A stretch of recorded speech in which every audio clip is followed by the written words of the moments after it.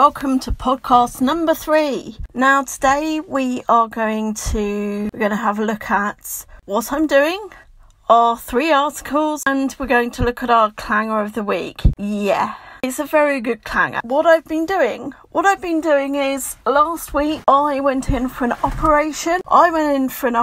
On my teeth. I got put on a trolley. I got put to sleep. They said, "Oh, you'll just have a little mask on you." And I met a lovely lady called Linda who was having another procedure, but she was lovely, and we recovered together in our little recovery room. The nurses were amazing. They were just so lovely, and the nurses and the doctors are brilliant. The NHS is brilliant. It was very sore. I had recovery. I did an Instagram post every day so that people could know how I was doing and what have you. It's kind of a bit dozy on the first couple of days, and I was sleeping for most of it, so yeah. So other than that, I've been doing gardening. I'm renovating my garden at the moment. It's a big job. Left it and just cut the grass for a couple of years, so I'm literally renovating the garden. I don't like gardening. I do. I like pretty gardening, but I don't like the big hefty take tree stumps out gardening, which I'm doing now. That's what I'm doing at the moment. So, let's get on with some articles. Oh, hello. Hello, is it you playing with me first? Okay, so the first article is from themindcircle.com. It's discovery of a 2,000-year-old helmet, Gladiators helmet, in Pompeii. There's a couple of articles from Pompeii. What I'm going to do is I'm going to put one here and one in the episode 4. The discovery of a 2,000-year-old Gladiators helmet in the Pompeii ruins. Oh, can you imagine? That's an amazing find. Gladiators helmets, they were the pop stars, the superstars of their day. In the ruins of Pompeii, findings revealed a gladiator's helmet, which is the centre of attraction to all, and now is exhibited in Melbourne, Australia today. Now, could you not exhibit it there? Could you kind of circulate it to other museums and other country museums? That would be best. To show how people lived in the ancient city of 2,000-year-old, the 2,000-year-old bronze helmet was brought to Melbourne Museum, counting as one of the 250 items bought for the they bought it. Wow, okay. This is the first time I've read the article, so there we go.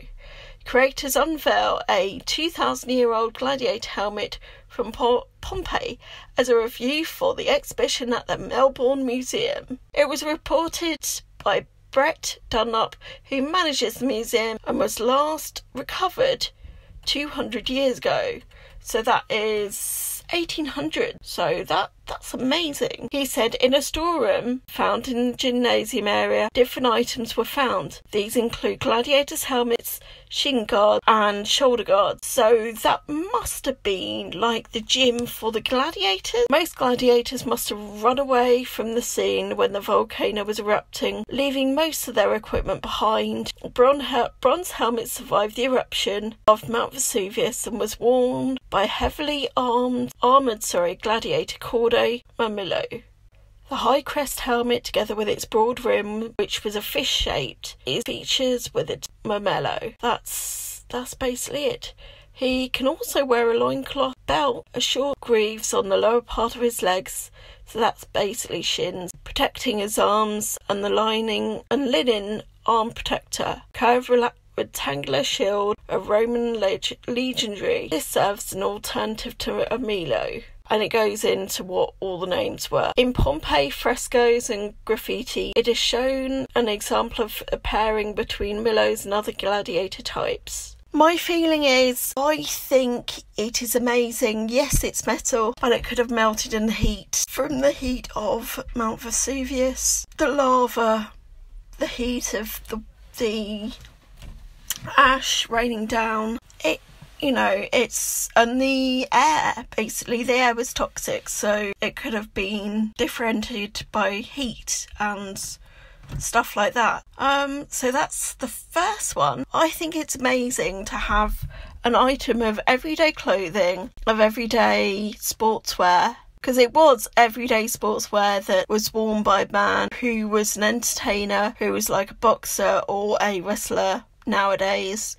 Article number 2. This is amazing. Cannabis discovered in tobacco pipes found in William Shakespeare's garden. Now, could he have smoked it? Or could other people have smoked it? He was only a playwright. And if you think about, it's only like a playwriter and an actor in those days. And he wasn't all that. He was famous by their standard and our standard. In all general respects, it was just a job. And yes, he's the greatest playwright because there's no others. There's only a couple of others to contend with.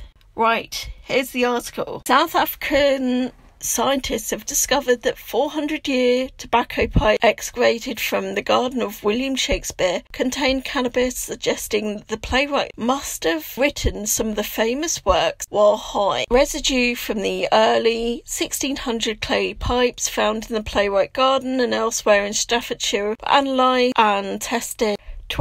Of the 24 fragments of pipe loaned from the Shakespeare Birthplace Trust of the University of whatever, cannabis was found in 8 samples, 4 of which came from the Shakespeare property. So it could not have been him. You don't know. It could have been from the house next door or a different site. Them saying that is not good. Although in Shakespeare's sonnets it suggested he was familiar with the effects of drugs. In sonnet 76 he writes invention of the noted weed, which could be interpreted to mean that Shakespeare was willing to use weed or cannabis while he was writing. Although if you think about it, weed was probably called a totally different name. In the same sonnet even, it appeared that he would prefer not to be associated with the compounds strange, which is the name that they used, which can be interpreted, at least potentially, to mean strange drugs, which could possibly mean cannabis, which means he did it a couple of times, didn't like it, and then he put it away. No, the strange drug, I think it meant he did not like to be associated with the weed, with the cannabis plant or the cannabis. And he wrote his plays. He dabbled in it, he tried it, and he didn't kind of work with it. Literally, he left it. So that was basically it. And that is all I can say.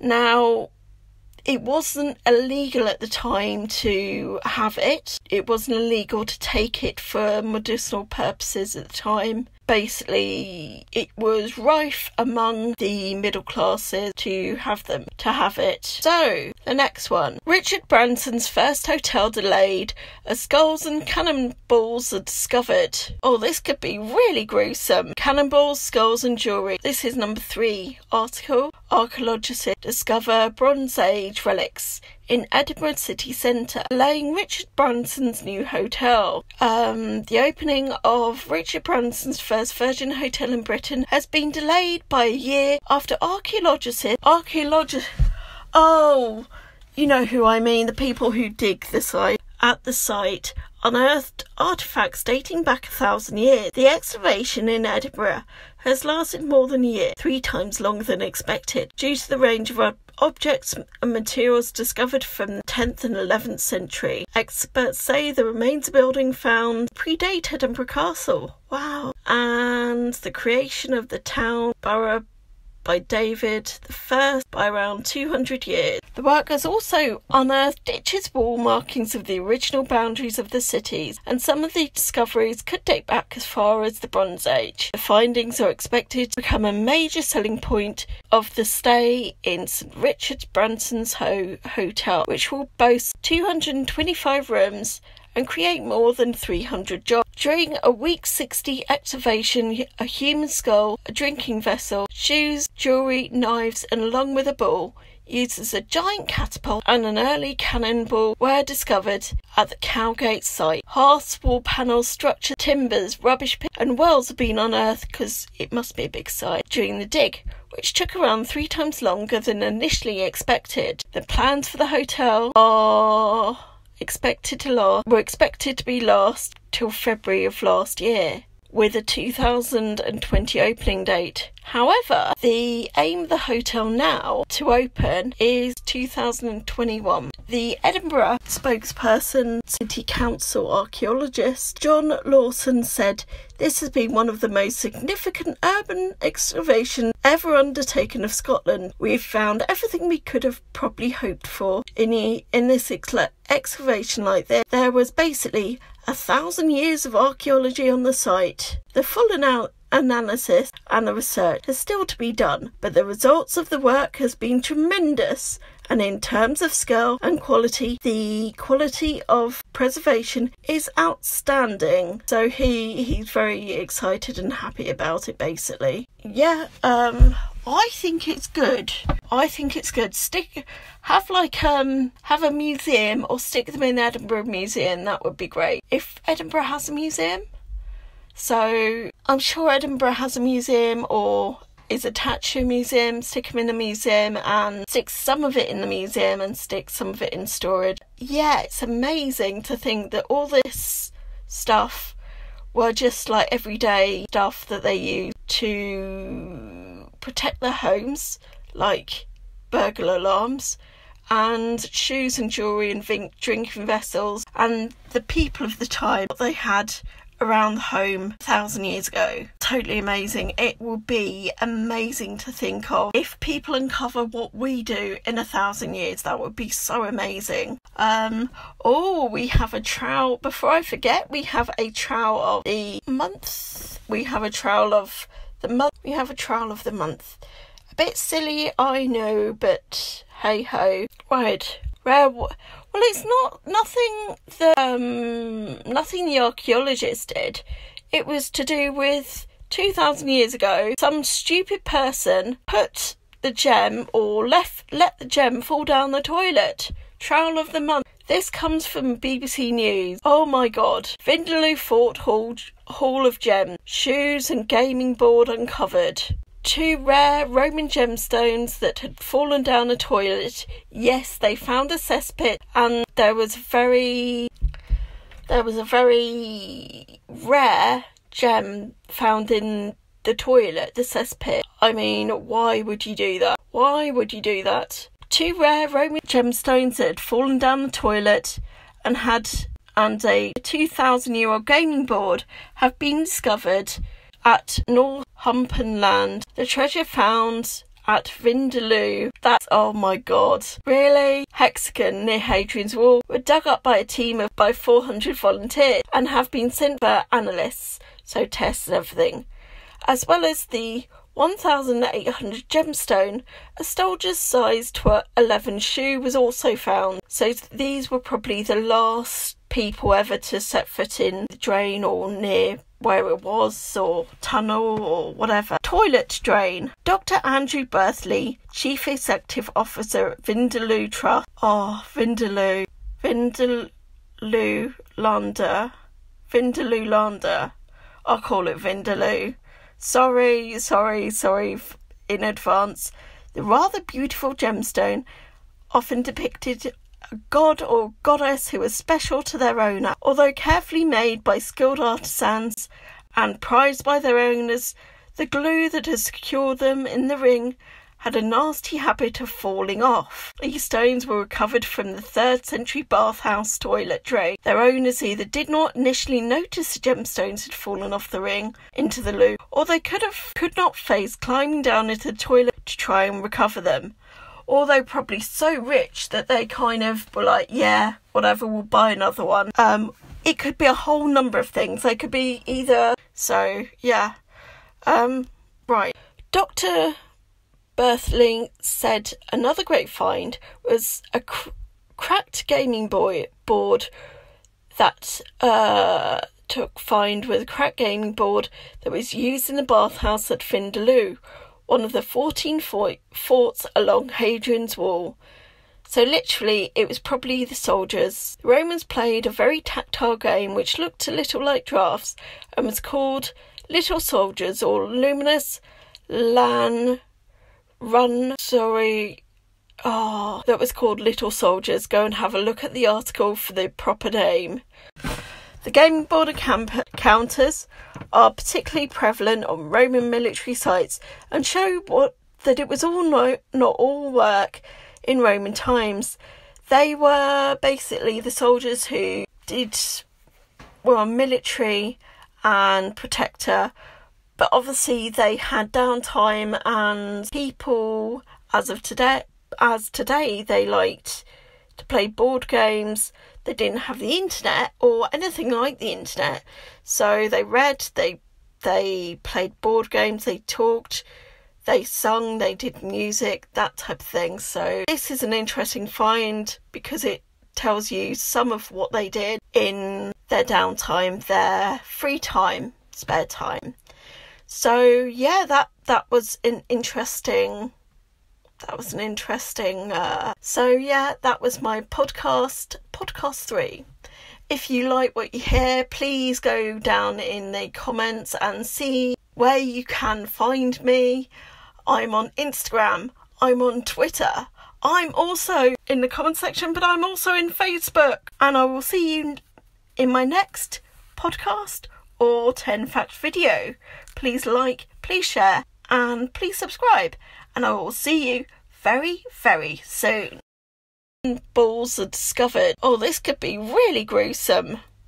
Cannonballs, skulls and jewellery. Been delayed by a year after archaeologists... Oh, you know who I mean, the people who dig the site. Archaeologists at the site. I know, a bit silly, I know, but hey ho. Ooh. Right, trowel of the week. It's trowel of the week. So, this comes from BBC News. Oh my god. Vindaloo Fort Hall of Gems. Shoes and gaming board uncovered.